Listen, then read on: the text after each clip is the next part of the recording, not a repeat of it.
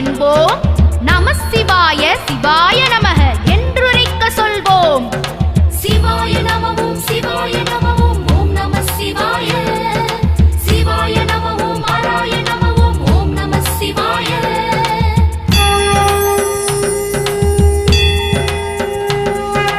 மகாபிரதோஷ கால காலனே நம சிவாயவோ.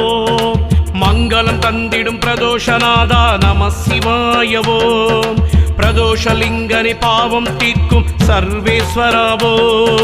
நந்திவாகனா நடன சுந்தரா நம சிவாயவோ.